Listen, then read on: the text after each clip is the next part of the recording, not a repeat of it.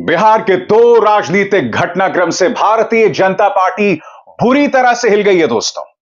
सबसे पहले देखिए बिहार के अंदर राहुल की न्याय यात्रा का प्रवेश पूरे स्क्रीन पर देखिए। इस तरह से हुजूम ने बिहार में उनका स्वागत किया और आज भी वो बिहार के अंदर राजनीतिक दस्तक देंगे। राहुल ने क्या कहा वो कुछ देर बाद मैं आपको बतलाऊंगा। इन तस्वीरों से आपको पता चल रहा है कि कल उनका किस तरह से स्वागत हुआ। मगर दूसरी तरफ ईडी के सामने लालू प्रसाद यादव पेश हुए। उनकी बेटी मीसा और रोहिणी आचार्य दोनों में जबरदस्त नाराजगी थी।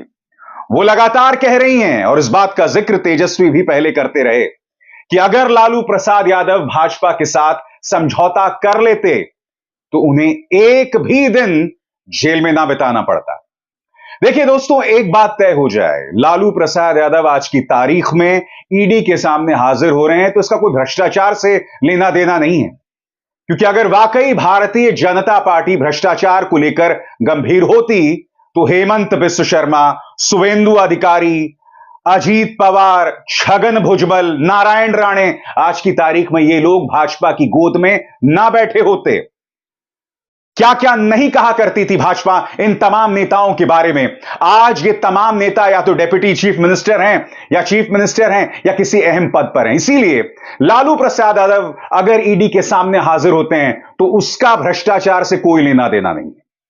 हकीकत यह है कि आज से नहीं, 1990 से जब लाल कृष्ण आडवाणी ने अपनी राम रथ यात्रा की शुरुआत की थी, तब से लालू प्रसाद यादव सांप्रदायिकता के खिलाफ झंडा बुलंद करके बैठे हुए। याद कीजिएगा दोस्तों, 1990 में दिया गया उनका वो बयान जिसमें उन्होंने कहा था कि मैं लाल कृष्ण आडवाणी की राम रथ यात्रा को यही रोक रहा हूं। क्यों? क्योंकि ये राम रथ यात्रा जहां जहां से गुजरी वहां दंगे हो रहे थे, सैकड़ों लोग मारे जा रहे थे। लालू प्रसाद यादव ने स्पष्ट तौर पर कहा था कि मैं नहीं चाहता हूं कि आडवाणी जी की राम रथ यात्रा से बिहार में दंगे हों। उनका वो मार्मिक संदेश, वो भाषण हम आज तक नहीं भूले हैं, जब उन्होंने कहा था कि दंगे होंगे तो लोग मर जाएंगे और जब लोग ही नहीं रहेंगे तो मंदिर में घंटा कौन बजाएगा। याद है कि आप भूल गए, क्योंकि लालू प्रसाद यादव के इस कदम की वजह से भाजपा उन्हें कभी माफ नहीं कर सकी।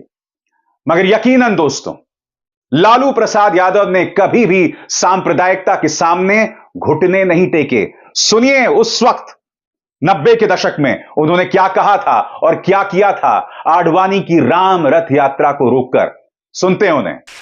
देश हित में अगर इंसान ही नहीं रहेगा, इंसान नहीं रहेगा तो मंदिर में घंटी कौन बजाएगा या कौन बजाएगा?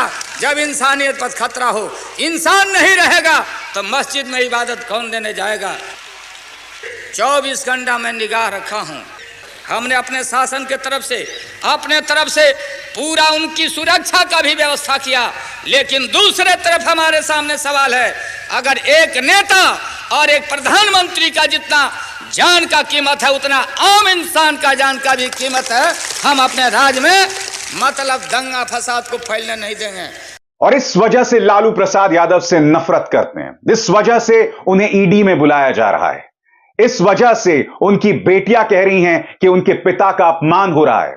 उनके पिता के खराब स्वास्थ्य के बावजूद 10-10 घंटे ईडी उनसे पूछताछ कर रही है। मैं आपको बतलाना चाहूंगा, उनकी बेटी मीसा और रोहिणी आचार्य इस मुद्दे को लेकर खासी नाराज हैं। आपके स्क्रीन पर यह हैं मीसा भारती। मीसा भारती क्या कह रही है मैं आपको पढ़ के सुनाना चाहता हूं। ईडी द्वारा सवाल पूछे जाने पर आरजेडी सांसद और लालू प्रसाद यादव की बेटी मीसा भारती ने कहा वो खुद खा नहीं सकते, किसी को उन्हें खिलाना पड़ता है। हम नहीं जानते कि अंदर उन्होंने खाया है या नहीं खाया है। कोई भी ईडी का अधिकारी बात करने को तैयार नहीं है। जब से चुनाव करीब आ रहे हैं प्रधानमंत्री डरे हुए हैं और वो इस तरह की तमाम चीजें कर रहे हैं। सरकार मेरे पिता को गिरफ्तार कर सकती है, मगर एक बीमार इंसान को गिरफ्तार करके उन्हें क्या मिलेगा? रोहिणी आचार्य का बयान दोस्तों आपके स्क्रीन पर। रोहिणी आचार्य क्या कह रही हैं वो भी मैं आपको पढ़ के सुनाना चाहता हूं। दर्जनों दफा पूछताछ करने के बाद भी क्या पूछना जानना बाकी है? स्वास्थ्य संबंधित समस्याओं से जूझ रहे व्यक्ति को बिना उनके सहायक, बिना दवाइयों के 8-9 घंटे से पूछताछ के नाम पर प्रताड़ित करना अमानवीय कुकृत्य है। जनता सब देख रही है। रोहिणी आचार्य की नाराजगी। दोस्तों, आपको समझना पड़ेगा, जिस तरह की प्रतिक्रिया राहुल गांधी को मिल रही है अपनी न्याय यात्रा को लेकर बिहार में, और जिस तरह से 8 से 9 घंटे तक ईडी ने लालू प्रसाद यादव से पूछताछ की है, ये दोनों घटनाक्रम राजनीतिक हो गए हैं। क्योंकि हमें नहीं भूलना चाहिए कि नीतीश कुमार ने एक बार फिर पलटी मार दी और बिहार की जनता में इसका बहुत ही नकारात्मक संदेश गया है। लोग न सिर्फ नीतीश कुमार पर हंस रहे हैं, बल्कि भाजपा के नेताओं पर। याद कीजिए सम्राट चौधरी, याद है इन्होंने क्या कहा था?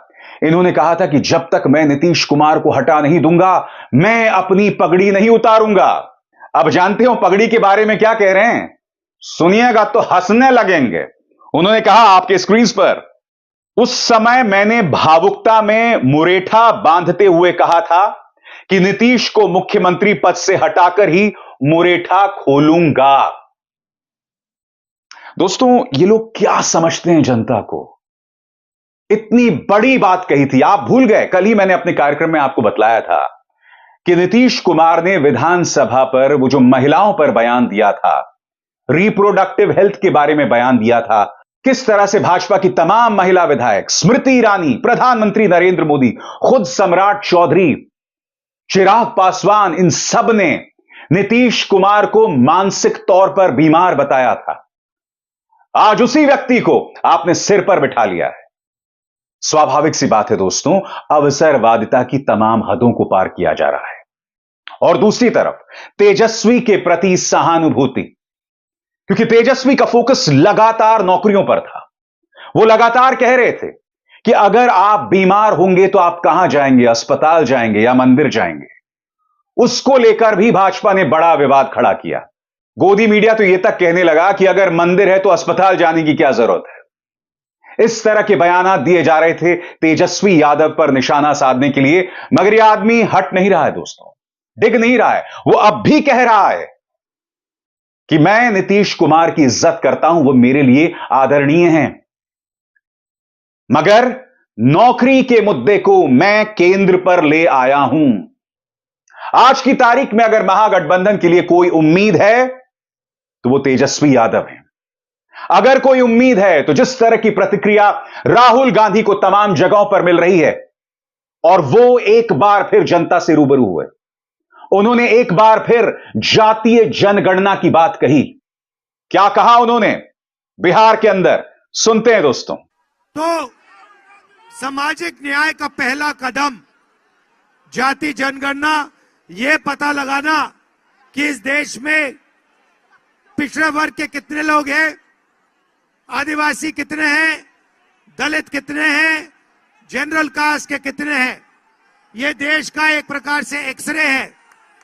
एक्सरे होने के बाद जो पिछड़ों की हिस्सेदारी बनती है, जो दलितों की हिस्सेदारी बनती है, वो उनको मिलने का काम कांग्रेस पार्टी करने जा रही है। आजकल प्राइवेटाइजेशन होता है, नुकसान किसको होता है? ओबीसी वर्ग को होता है सबसे ज्यादा, गरीब लोगों को होता है, पिछड़ों को होता है, दलितों को, आदिवासियों को, गरीब जनरल कास्ट के लोगों को होता है। मोदी जी, अदानी जी की सरकार चलाते हैं, पूरा का पूरा फायदा 2-3 बड़े अरबपतियों को मिलता है। हम चाहते हैं कि जो हाथ से काम करता है, जो छोटी दुकान चलाता है, उसके लिए भी बैंक के दरवाजे खुले, देश उसकी भी मदद करने का काम करे। तो आप देख सकते हैं दोस्तों, इन दो राजनीतिक घटनाक्रम ने बिहार में एक भूचाल सा ला दिया है। इससे पहले भी नीतीश कुमार की खासी आलोचना हो रही थी, भाजपा के नेताओं की जगहसाई हो रही थी कि सुशील मोदी, गिरिराज सिंह, सम्राट चौधरी पहले क्या किया करते थे और अब किस तरह से हाथ जोड़े नीतीश कुमार के सामने खड़े हुए हैं। अब वो उनके मुख्यमंत्री हैं। आज स्मृति ईरानी खामोश हैं, प्रधानमंत्री कुछ नहीं कह रहे हैं। क्योंकि मैं नहीं भूला हूं दोस्तों कि प्रधानमंत्री ने एक सभा में क्या कहा था नीतीश के बारे में? क्या प्रधानमंत्री भूल गए हैं या मैं उन्हें एक बार फिर याद दिलाऊं? सुनिए प्रधानमंत्री ने नीतीश कुमार के बारे में क्या कहा था। नेता जो इंडिया अलायंस का झंडा लेकर के घूम रहे हैं, जो देश की वर्तमान सरकार को उखाड़ फेंकने के लिए भांति भांति के खेल खेल कर रहे हैं, वो इंडिया अलायंस के नेता ने विधानसभा के अंदर, जिस सभा में माताएं बहनें भी मौजूद थी, कोई कल्पना नहीं कर सकता है ऐसी भाषा में बद्दी बातें की। कोई शर्म नहीं है उनको। इतना ही नहीं, इंडिया अलायंस का एक भी नेता माताओं बहनों के इतने भयंकर अपमान के खिलाफ एक शब्द बोलने के लिए तैयार नहीं हुआ। जनता अब इन्हीं बयानों को देख रही है। मगर यह भी सच है दोस्तों, प्रधानमंत्री के दोहरे मापदंड बेशक सामने उभर कर आए, मगर प्रधानमंत्री भाजपा के पास एक ऐसा राजनीतिक तुरुप का पत्ता है जिसका जवाब शायद महागठबंधन के पास नहीं है। क्योंकि हो सकता है कि जब विधानसभा चुनाव आए तो तेजस्वी सबसे बड़ा ब्रांड हो, मगर लोकसभा चुनाव नीतीश और भाजपा के साथ आने के बाद क्या इसका असर लोकसभा चुनावों पर पड़ेगा?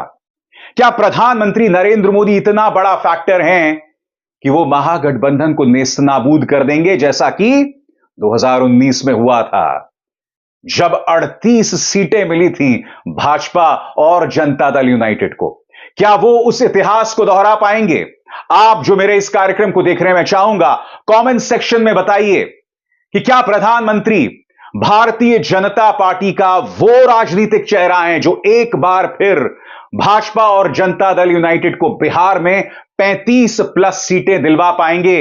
या फिर दूसरा सवाल, क्या तेजस्वी यादव नौकरी को लेकर जो लगातार एक राजनीतिक पंच दे रहे हैं, एक राजनीतिक दस्तक दे रहे हैं, क्या वो महागठबंधन की नैया को पार लगा पाएंगे? ये तमाम सवालात हैं दोस्तों, और इससे हम मुंह नहीं मोड़ सकते। मगर यकीनन जैसा कि तेजस्वी कह रहे हैं कि 2024 जनता दल यूनाइटेड का आखिरी चुनाव है। नीतीश जिस तरह से 9वीं बार शपथ ले रहे थे, बिहार की जनता लगातार देख रही है कि राजनीतिक विश्वसनीयता न के बराबर है इस वक्त मुख्यमंत्री नीतीश कुमार में। अब इस